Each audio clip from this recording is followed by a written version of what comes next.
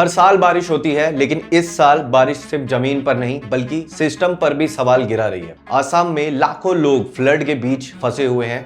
कई लोग अपनी जान गंवा चुके हैं।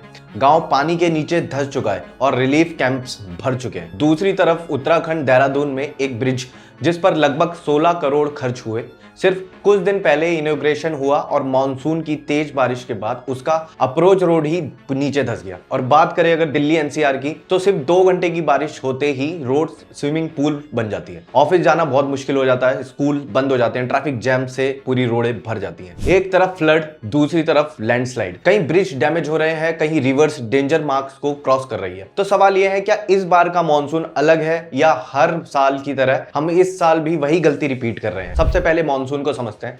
हम बारिश को नॉर्मल समझते हैं, लेकिन इंडिया के लिए मॉनसून सिर्फ वेदर नहीं है, ये इकोनॉमी से जुड़ा हुआ है, ये फार्मिंग से जुड़ा है, ये इलेक्ट्रिसिटी और ड्रिंकिंग वाटर से भी जुड़ा हुआ है और कई बार ये डिजास्टर का बहुत बड़ा रीजन बनता है। इंडिया की सालाना रेनफॉल का बहुत बड़ा हिस्सा सिर्फ कुछ महीनों में आता है, जो कि मॉनसून, इंडिया के मॉनसून महीनों में आता है। मॉनसून जितना जरूरी है उतना ही डेंजरस भी है। अगर आसाम की बात करें तो क्वेश्चन आता है कि हर साल आसाम क्यों डूबता है? क्या सिर्फ ज्यादा बारिश होने की वजह से?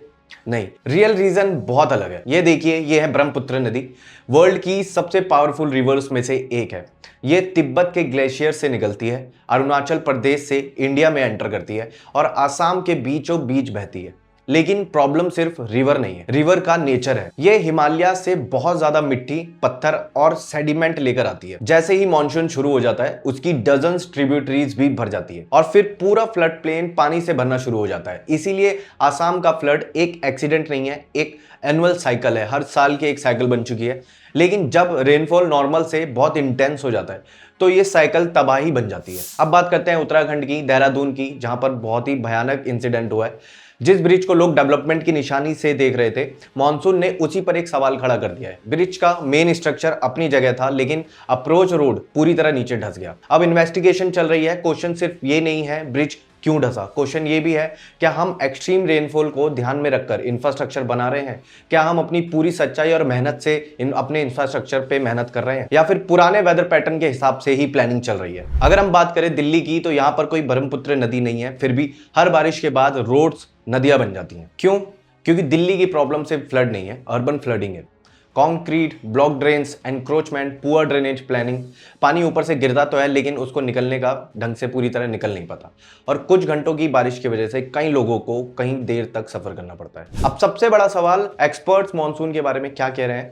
एक्सपर्ट्स ऑब्जर्व कर रहे हैं कि कई रीजन्स में रेनफॉल का पैटर्न बदल रहा है। पहले 3 दिन तक मीडियम बारिश होती थी, अब कभी 3 हफ्ते ड्राई रहता है और फिर एक दिन बहुत ज्यादा हैवी रेनफॉल हो जाती है। यानी टोटल रेनफॉल हमेशा ड्रामेटिकली ज्यादा हो जरूरी नहीं, लेकिन उसका डिस्ट्रप्शन बदल सकता है। इसी वजह से फ्लड का रिस्क भी बढ़ता है और इंफ्रास्ट्रक्चर पर प्रेशर भी। लेकिन हर डिजास्टर की तरह सिर्फ क्लाइमेट चेंज बोल देना ही सही नहीं होता। Deforestation, encroachment, illegal construction, poor drainage, weak planning, ये सब इक्वली इंपॉर्टेंट फैक्टर्स हैं। इंडिया की लगभग हर बड़ी नदी मॉनसून में अपना अलग बिहेवियर दिखाती है, जैसे कि ब्रह्मपुत्र, गंगा, यमुना, गोदावरी, नर्मदा। सबकी जियोग्राफी, सबकी बनावट और नेचर सबका अलग है, इसीलिए फ्लड का पैटर्न भी अलग है। नदियों को रोकना इम्पॉसिबल है, लेकिन उसके साथ इंटेलिजेंट प्लानिंग करना बहुत जरूरी है। हर साल हमें न्यूज चैनल से पता चलता है कि हैवी रेनफॉल हो गई है, आज फ्लड हो गया है, वाटर लॉगिंग हो गई है, लैंडस्लाइड देखने को मिल रही है। लेकिन क्या हम कभी ये पूछते हैं कि क्या ये सिर्फ नेचर की प्रॉब्लम है या फिर हमें भी अपने इंफ्रास्ट्रक्चर को और स्ट्रॉन्ग बनाना चाहिए? फ्यूचरिस्टिक इंफ्रास्ट्रक्चर बनाने की बहुत ज्यादा जरूरत है, क्योंकि अभी आसाम का फ्लड, देहरादून का ब्रिज और दिल्ली की जो वाटर लॉगिंग की कहानी है, ये सब अलग अलग कहानी दिखती है, लेकिन एक ही वार्निंग के अलग अलग सिग्नल्स हैं। मॉनसून हमेशा से आता रहा है, लेकिन क्या हमें अपना इंफ्रास्ट्रक्चर स्ट्रांग नहीं करना चाहिए? क्या फ्यूचर प्लान इंफ्रास्ट्रक्चर हम तैयार नहीं कर सकते हैं? आपको क्या लगता है, इंडिया के मॉनसून से लड़ना इतना मुश्किल है? क्या हम इंडिया के मॉनसून के अकॉर्डिंग अपना इंफ्रास्ट्रक्चर तैयार नहीं कर सकते? कमेंट में अपनी राय जरूर दें और ऐसे ही एक्सप्लेनर वीडियोस के लिए मेरा चैनल सब्सक्राइब कर लीजिए।